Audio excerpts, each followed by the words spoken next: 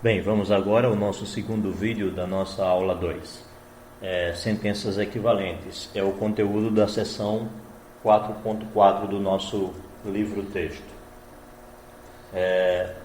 Duas sentenças P e Q são equivalentes se P implica Q e também Q implica Q são válidas. Ou seja, se você demonstra num sentido e demonstra também no outro sentido. Mas isso é exatamente o que a gente já vinha falando antes, né? Ou seja, P vale se e somente se Q vale. Ou ainda, P é uma condição necessária e suficiente para Q. Isso faz com que essas duas sentenças sejam equivalentes. Mais uma forma de dizer, P é equivalente a Q. E simbolicamente usamos este símbolo aqui para indicar a dupla implicação, né? P implica Q e Q implica P. E uma última leitura ainda, se P, então Q e reciprocamente. Você vai encontrar todas essas formas de dizer na literatura, tá? E todas elas significam a mesma coisa. Um exemplo clássico, né? As raízes de uma equação de segundo grau, de uma equação definida por um polinômio de grau 2. A gente tem o hábito de dizer que as soluções dessa equação são assim.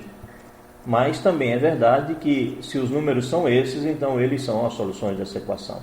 Ou seja, na verdade só existe essa forma de solução. Você não tem outro tipo de solução a não ser esses dois, tá certo? Até porque isso é consequência do teorema fundamental da álgebra, que um polinômio com coeficientes em C vai ter exatamente, a quantidade de raízes dele vai ser exatamente o grau desse polinômio.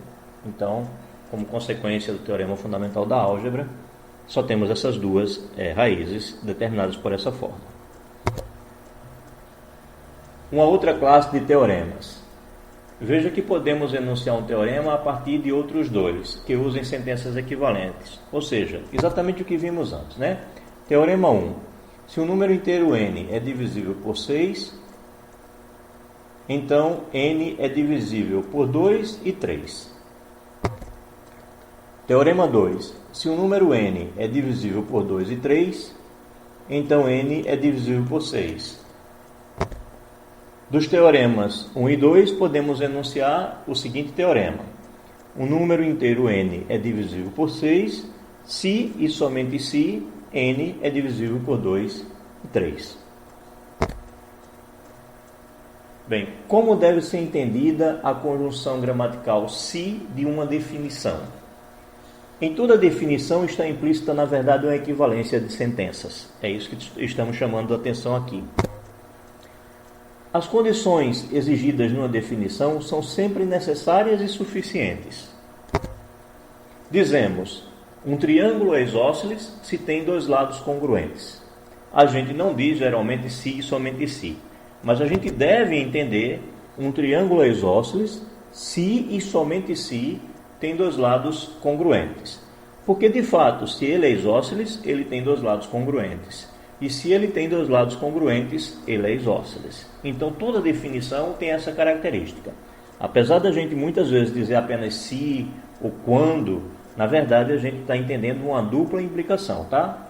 É se e somente se, na verdade, o que temos em mente. Exemplo, um triângulo é isósceles se tem dois lados congruentes. Entendemos, um triângulo é isósceles se somente se tem dois lados congruentes. Não é elegante usar esse símbolo, né? Usar o símbolo no meio de uma definição, tá certo? Então, se você está usando palavras, continue usando palavras. E está usando símbolos, use símbolos. Definições equivalentes. Duas definições, D1 e D2, são equivalentes quando D1 implica D2 e D2 implica D1. Ou seja, se eu tomar D1 como hipótese, eu consigo mostrar que D2 é verdade. E se eu tomar D2 como hipótese, eu consigo mostrar que D1 é verdade. Exemplo. Um triângulo é isósceles se tem dois lados congruentes. É equivalente a essa outra definição. Um triângulo é isósceles se tem dois ângulos internos côngruos. Ou seja, a partir do fato de que dois lados são congruentes, eu consigo mostrar que dois ângulos são côngruos. E a partir do fato de que dois ângulos são côngruos, eu consigo mostrar que os dois lados são congruentes. Então, uma definição usada como hipótese pode demonstrar a outra. podemos chegar a demonstrar a outra usando uma delas como hipótese. Tanto D1 como hipótese pode ser usado para demonstrar que D2 é verdadeiro, como sendo D2 hipótese, podemos mostrar que D1 é verdadeiro. A bicondicional. Bem, quando a gente usa este símbolo aqui, é equivalente ao nosso símbolo de equivalência, só que quando a gente usa o símbolo de equivalência, a gente está exigindo que haja uma demonstração do P para o Q e do Q para o P. Mas aí no caso da nossa tabela verdade, que considera todas as circunstâncias, onde P é verdadeiro ou falso, e assim como o Q também, então a gente tem uma tabela verdade para discutir, né? Aí a gente tem, por exemplo, que se P é verdadeiro e Q é verdadeiro, você tem que P implica Q e que Q implica P. Você tem os dois sentidos. Porém, se você tem que o P é verdadeiro, mas o F é falso, então você não vai conseguir partir do P verdadeiro e chegar, o F não, o Q é falso, você não vai conseguir sair do P verdadeiro para o Q falso. E quando você inverte, você pega o P falso e pega o Q verdadeiro, você não vai conseguir sair do Q verdadeiro para o P falso. Nós já discutimos isso, né? Se nós temos a premissa verdadeira, a gente não consegue chegar na conclusão falsa. Mas, se a nossa premissa é falsa, a gente pode chegar numa conclusão falsa, né? Isso nós já verificamos em um outro vídeo, no vídeo anterior. Então, tanto num sentido quanto no outro, eu consigo, de uma premissa falsa, chegar numa conclusão falsa, ou seja, se P é falso, eu consigo chegar a Q falso, e se Q é falso, eu consigo chegar a P falso. A bicondicional aí tem então essa tabela. Lembre-se que se é equivalente, então a gente vai ter que a última coluna aqui vai ser formada apenas por V, né? E finalizamos então que este símbolo que a gente usa aqui é uma operação entre sentenças apenas, enquanto que esse símbolo é usado para sentenças equivalentes, como falei no início. Temos que ter a possibilidade de uma demonstrar a outra e da outra demonstrar a primeira, tá certo? Bem, a bicondicional então tem essa tabela e temos essas considerações a fazer. Bem, agora desvendando os teoremas, parte 2. Vejamos a seguinte tentativa de resolver uma equação definida por um polinômio de grau 2. Prestem bem atenção nesse exemplo. É uma equação de grau 2, ou seja, um polinômio definido, uma equação definida por um polinômio de grau 2. Bem, x2 menos x menos 6 igual a 0. Se fatora dessa maneira. Então, se isso daqui é 0, isso daqui também é 0. Ora, mas se esse produto é 0, ou o x menos 2 é 0, ou o x mais 3 é igual a 0. Mas isso nos diz então que x é igual a 2 ou que o x é o menos 3. Portanto, a gente conclui que o x pertence a esse conjunto. Só que é um equívoco dizer que as soluções são essas simplesmente por essa verificação das implicações em um sentido, sem a gente olhar a recíproca. O hábito é que a gente pegue esses dois números e confira aqui na equação para ver se eles são raízes.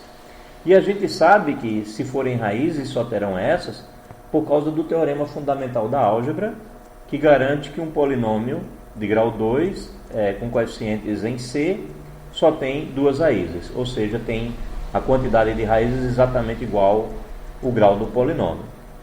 Mas a verificação da implicação contrária não foi feita aqui. Portanto, o que de fato a gente garantiu até aqui foi apenas que, se tiver solução, essa solução está contida nesse conjunto.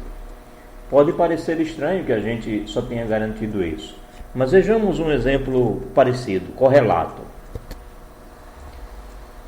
Para a gente ficar com certeza de que realmente a gente só verificou isso, considere essa equação. E a gente está querendo buscar raízes reais nessa equação. Então, suponha que x ao quadrado mais 1 é igual a 0. A fatoração de x ao quadrado mais 1 se x ao quadrado mais 1 é igual a 0, esse produto também é igual a 0. Porque você tem um dos fatores igual a 0, né? O fator x ao quadrado mais 1 está aqui. Portanto, como isso daqui é 0, esse produto é 0. Na verdade, eu poderia colocar qualquer coisa aqui nesse fator, que esse produto continuaria sendo 0. Mas coloquei espertamente esse fator, e aí eu tenho que este produto de fato nos daria esse polinômio. Ora, mas então se esse produto é este polinômio, isso é zero. Mas se isso daqui é zero, então eu tenho que x à quarta é igual a 1, e portanto eu tenho que x pertence ao conjunto 1 ou menos 1. Ok? Ora, então o que foi que eu acabei de concluir? Eu concluí que se essa equação tivesse raízes reais, essas raízes estariam aqui nesse conjunto. A gente sabe que ela não tem raízes reais. Portanto, o que a gente concluiu de fato é que o conjunto vazio, que é o conjunto das soluções reais dessa equação, está contido nesse conjunto. Então não há nenhuma falha no que foi dito aqui. Na verdade, o conjunto vazio está contido em qualquer conjunto. Por isso a gente chega a essa conclusão. Mas isso não implica para a gente que as soluções são de fato essas. Então o que a gente tem que verificar para observar que não são essas soluções? A gente tem que tentar ver as implicações contrárias. Vamos ver as implicações contrárias para esse exemplo. Bem, x pertence a 1 e menos 1, então x à quarta é igual a 1. A implicação contrária dessa daqui vale. Mas se x à quarta é igual a 1, então eu tenho que x à quarta menos 1 é igual a 0. Então a implicação contrária dessa também vale. Ora, mas se x à quarta menos 1 é igual a 0, isso daqui também é 0? Sim, porque isso daqui é a fatoração desse polinômio. Então, se esse polinômio é 0 dessa forma, ele também é 0 na sua fatoração. Com a sua fatoração. Ora, mas agora vamos tentar inverter essa implicação. Se esse produto é 0, eu garanto que isso daqui é 0? Não. Dizer que esse produto é 0 significa dizer que esse daqui é 0 ou esse daqui é 0. Então eu não posso garantir que este daqui é 0. Essa implicação não pode ser invertida. E é exatamente por isso que a gente não pode dizer que essas aqui são as raízes reais desse polinômio. Mas nesse caso daqui, o que acontece? Bem, nesse nosso primeiro exemplo, se você pega x igual a menos 3 ou x igual a 2, você tem que x mais 3 é igual a 0, você tem que x menos 2 é igual a 0. Ora, mas se você tem que um desses é 0, então você tem que o produto é 0. Você garante que o produto é 0. E como o produto é exatamente a fatoração desse polinômio, então você conclui que isso daqui é 0. Portanto, vale o se somente se, vale a recíproca em todos os casos, em todas as passagens. É exatamente dessa forma que a gente, verificando a recíproca, garante sim que o x só pode ser o 2 ou menos 3. Ou seja, a gente garante mais do que essa inclusão. A gente garante que esse conjunto está contido no conjunto solução, portanto, o conjunto solução de fato é igual a esse conjunto e não apenas está contido. Bem, já verificamos que isso não é possível naquela equação de grau 4 no slide anterior. Bem, agora a ideia da generalização de um teorema. Teorema 1. A soma dos ângulos internos de um triângulo isósceles vale 180 graus.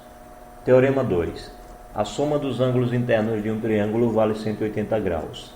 Olha, note que esse teorema é bem mais forte que esse. Ele fala para todos os triângulos e não apenas para os triângulos isósceles. Portanto, esse teorema é uma generalização desse.